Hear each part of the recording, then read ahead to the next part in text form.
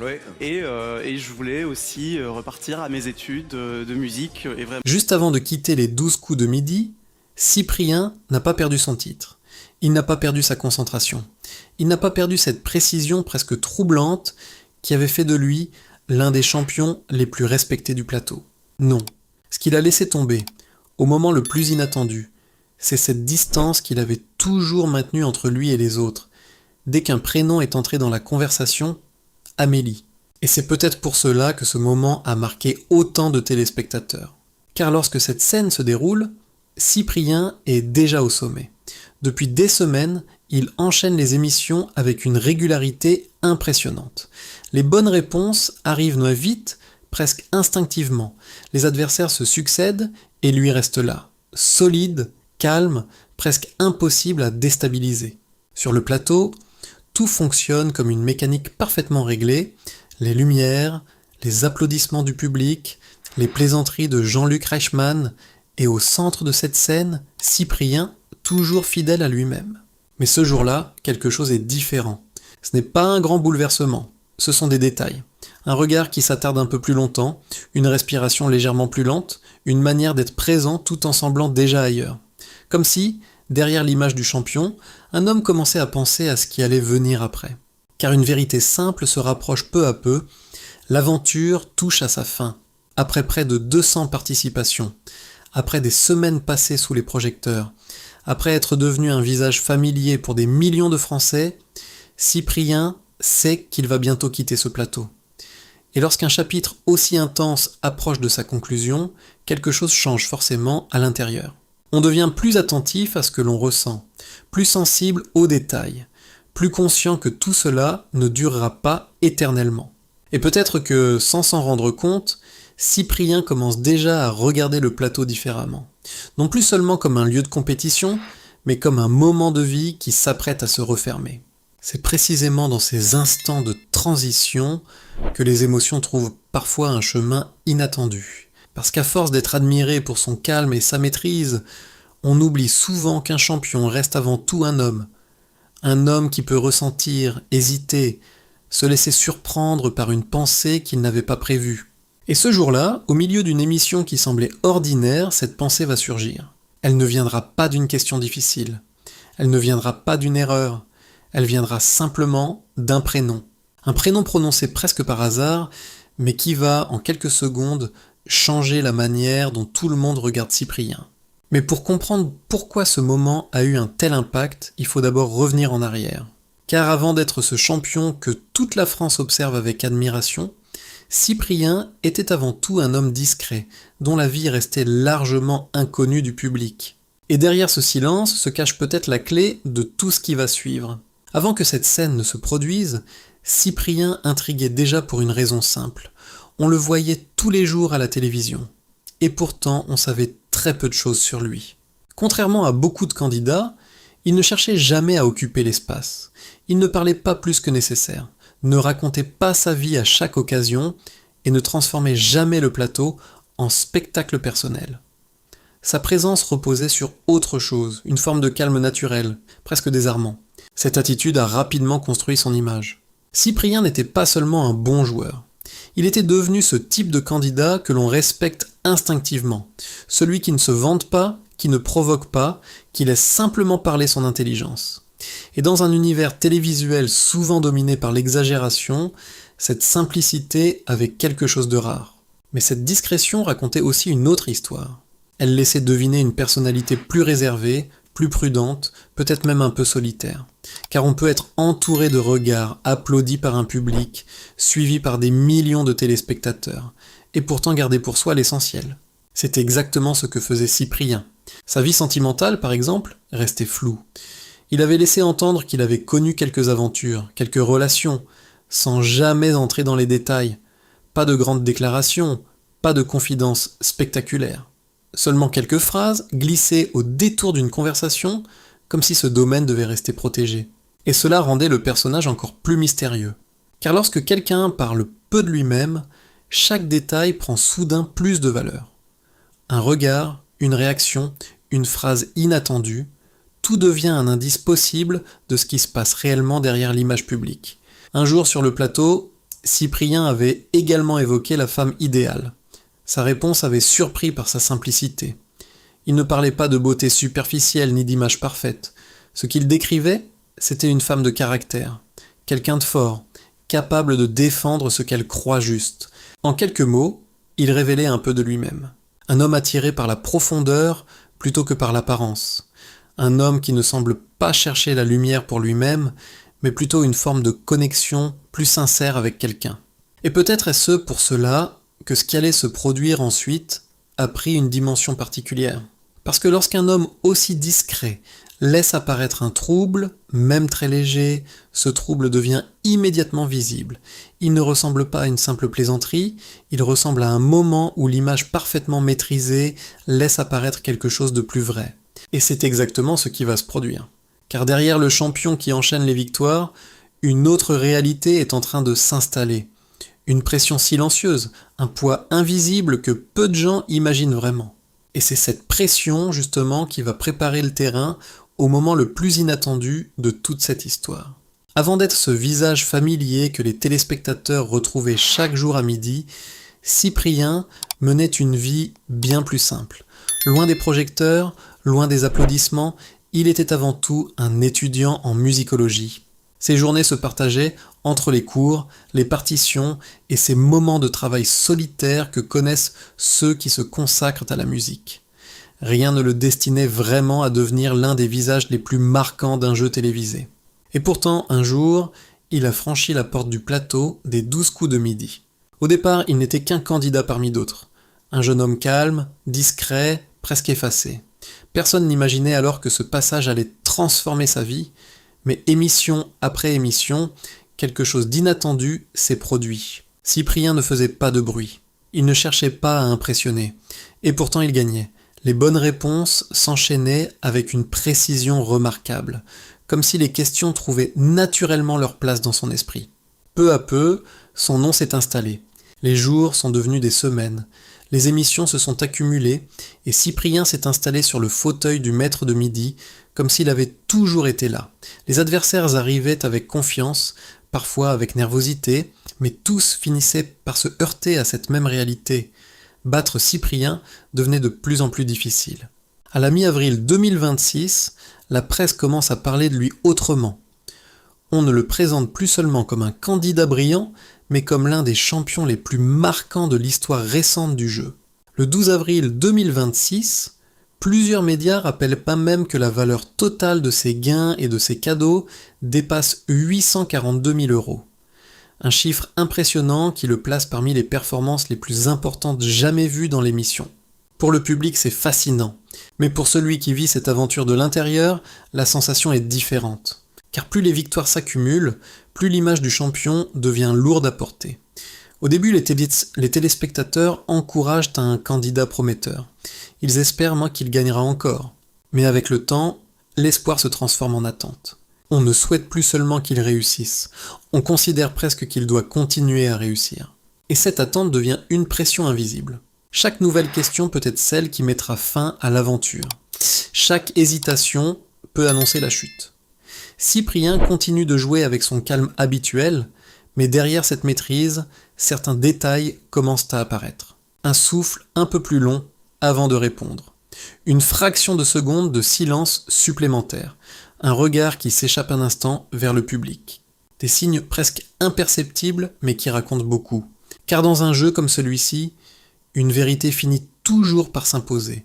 Personne ne reste éternellement au sommet. Même les champions les plus impressionnants finissent un jour par quitter la scène. Et Cyprien le sait mieux que quiconque. C'est peut-être là que sa réflexion commence à changer. Au lieu d'attendre la défaite, une autre idée semble apparaître dans son esprit.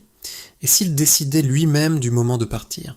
Et si la véritable victoire n'était pas seulement de gagner longtemps, mais de quitter la scène au moment choisi, avant que le hasard ne le fasse à sa place? Certains champions redoutent la défaite. D'autres redoutent surtout de rester trop longtemps sous la lumière, car la lumière peut aussi fatiguer. Et à ce moment précis, Cyprien ne ressemble plus seulement à un champion qui enchaîne les bonnes réponses, il ressemble à un homme placé entre deux mondes, celui de la gloire qui continue et celui d'une vie qui l'attend ailleurs. C'est dans cet état d'esprit que l'imprévisible va surgir. Car parfois, lorsque l'on se prépare à fermer une porte importante de sa vie, il suffit d'un détail inattendu pour ouvrir soudain une autre perspective. Et ce jour-là, l'émission se déroulait comme toutes les autres. Les questions s'enchaînaient, les rires du public accompagnaient les échanges, et Jean-Luc Reichmann animait le plateau avec cette aisance familière que les téléspectateurs connaissent bien. Cyprien continuait de jouer avec son calme habituel. Rien ne laissait présager que quelque chose d'inhabituel allait se produire. Puis, au détour d'une conversation, la discussion a glissé vers un sujet plus personnel. Lucie, présente ce jour-là sur le plateau, évoquait simplement sa situation sentimentale. Une remarque légère, presque anodine, comme il en arrive souvent dans l'émission. Le public souriait, l'ambiance restait détendue, et l'on pensait déjà que le jeu allait reprendre son cours normal. Mais c'est à ce moment-là qu'un prénom est apparu. Amélie. Au départ, ce n'était qu'un détail. Le nom d'une amie, mentionné rapidement dans la conversation. Rien qui puisse réellement modifier le déroulement du programme. Pourtant, ce simple prénom a provoqué un léger changement dans l'attitude de Cyprien. Il ne s'agissait pas d'une réaction spectaculaire, pas un geste brusque, pas une grande déclaration, seulement une attention différente. Comme si, pour la première fois depuis longtemps, il n'écoutait plus seulement pour répondre, mais pour comprendre. Et soudain, presque spontanément, il a parlé. Sa phrase était simple, prononcée avec une légèreté apparente, mais elle a suffi à provoquer un instant de surprise sur le plateau. Le public a ri, Jean-Luc Reichmann a réagi avec amusement, et pourtant chacun a senti que quelque chose venait de se passer. Car ce n'était plus simplement un moment de télévision. Pendant quelques secondes, Cyprien n'était plus seulement le champion concentré sur la victoire. Il ressemblait à un homme pris au dépourvu par une pensée inattendue. Et cette spontanéité était rare chez lui. Depuis le début de son parcours, il avait toujours donné l'image d'une maîtrise parfaite. Mais cette fois, cette maîtrise semblait se fissurer légèrement. Amélie n'était pourtant pas au centre du plateau. Elle n'était pas une candidate, ni une figure mise en avant par l'émission. Elle apparaissait simplement comme une présence lointaine, évoquée au détour d'une conversation. Et pourtant, en quelques secondes, elle avait réussi à déplacer toute l'attention. Le jeu continuait, les questions reprenaient, mais l'atmosphère n'était plus exactement la même. Le public ne regardait plus seulement un champion en train de jouer. Il regardait un homme qui, peut-être pour la première fois depuis longtemps, se laissait surprendre par une émotion imprévue. Et c'est là que l'histoire devenait vraiment intéressante. Car derrière cette scène légère se cachait une question beaucoup plus profonde. Pourquoi ce simple prénom avait-il provoqué un tel trouble chez quelqu'un d'aussi maîtrisé que Cyprien ? Les jours passent, et le compte à rebours approche de sa fin. Sur le plateau des 12 coups de midi, tout continue comme si rien n'avait changé. Les lumières ne restent les mêmes, les applaudissements résonnent avec la même énergie, et Jean-Luc Reichmann poursuit l'émission avec son sourire familier. À première vue, l'histoire semble suivre son cours habituel. Et pourtant, quelque chose est différent. Au centre du plateau, Cyprien est toujours là, derrière son pupitre, fidèle à lui-même. Les questions arrivent, les réponses suivent, souvent justes, toujours réfléchies, mais dans certains instants très courts, presque invisibles pour ceux qui regardent distraitement, un autre visage apparaît, celui d'un homme qui pense peut-être déjà à ce qui viendra après. Car gagner longtemps n'est pas seulement un plaisir, c'est aussi une responsabilité. Lorsque l'on devient champion, le regard du public change. Au début, les gens espèrent que vous réussirez. Puis, peu à peu, ils attendent que vous réussissiez. Et cette attente transforme la victoire en obligation silencieuse. Chaque nouvelle émission devient une épreuve. Chaque question peut être celle qui fera tomber ce que vous avez construit. Cyprien le sait. Depuis des semaines, il avance avec la même maîtrise, mais derrière cette précision se cache une réalité plus subtile. Personne ne peut rester éternellement au sommet. Même les champions les plus impressionnants finissent un jour par quitter la scène. La question n'est pas de savoir si cela arrivera, mais quand.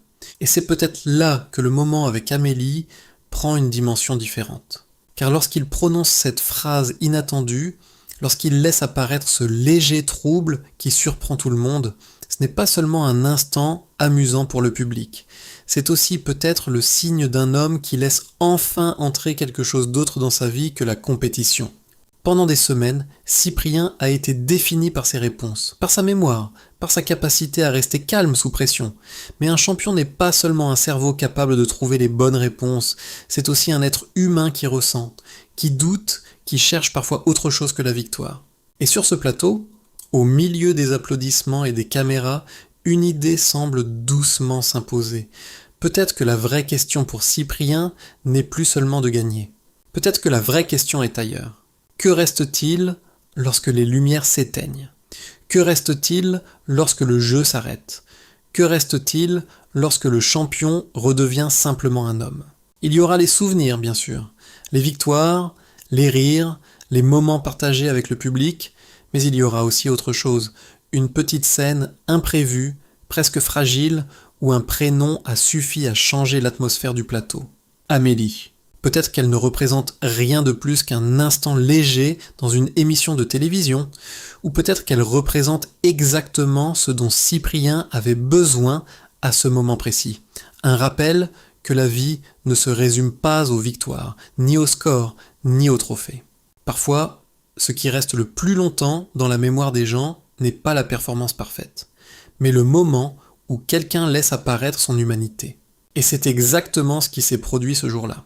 Car au milieu d'un jeu construit sur les bonnes réponses, Cyprien venait de rappeler quelque chose de simple. Certaines émotions ne cherchent pas à être exactes, elles cherchent seulement à être vraies.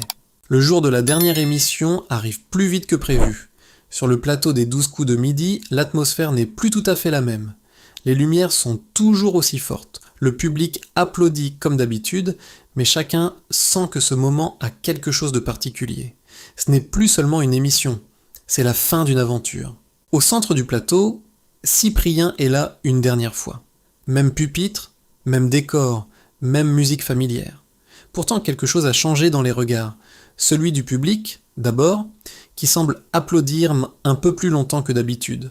Celui de Jean-Luc Reichmann aussi, qui laisse apparaître une forme de respect sincère derrière l'humour et les plaisanteries. Car tout le monde le sait, un chapitre se termine. Cyprien reste fidèle à lui-même jusqu'au bout. Pas de grands discours, pas de mise en scène spectaculaire. Il répond aux questions, échange quelques mots, sourit avec cette retenue qui a toujours été la sienne. Et c'est peut-être cela qui rend ce moment encore plus touchant. La simplicité. Car les grandes histoires ne se terminent pas toujours dans le bruit, parfois elles s'achèvent dans le calme. Lorsque l'émission touche à sa fin, on réalise tout ce que Cyprien a traversé sur ce plateau. Les centaines de questions, les adversaires qui se succèdent, les victoires accumulées, les moments de doute invisibles. Pendant des semaines, il a vécu dans un univers où chaque jour ressemblait à une nouvelle épreuve. Et maintenant, il va retrouver quelque chose de très simple, la vie en dehors du jeu. Les caméras vont s'éteindre, le public va rentrer chez lui, le plateau va redevenir silencieux. Mais pour Cyprien, l'histoire ne s'arrête pas là, car il quitte l'émission avec bien plus que des gains ou une réputation. Il quitte le plateau avec une expérience que peu de gens connaissent, celle d'avoir vécu sous les regards de millions de téléspectateurs, tout en restant fidèle à lui-même. Et au milieu de toutes ces victoires, il y a aussi ce moment inattendu, ce moment fragile qui a surpris tout le monde. Le moment où un prénom a fait vaciller l'atmosphère du plateau. Amélie, personne ne sait vraiment ce qui s'est passé ensuite. Peut-être qu'ils se sont parlé, peut-être qu'ils se sont rencontrés, ou peut-être que cette scène restera simplement un souvenir léger, une parenthèse inattendue dans une émission de télévision. Mais au fond, la réponse importe peut-être moins que la question, car ce que le public a vu ce jour-là n'était pas seulement un champion brillant. Il a vu un homme capable de se laisser surprendre par une émotion. Et dans un univers où tout semble souvent calculé, cette spontanéité a quelque chose de rare. Alors une dernière question reste en suspens.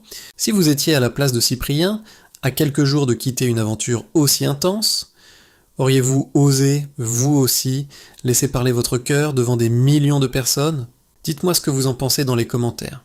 Et si cette histoire vous a touché, n'oubliez pas de liker la vidéo, de la partager autour de vous et de vous abonner à la chaîne. Parce qu'ici, derrière chaque visage connu, il y a souvent une histoire humaine que l'on n'avait jamais vraiment regardée de près.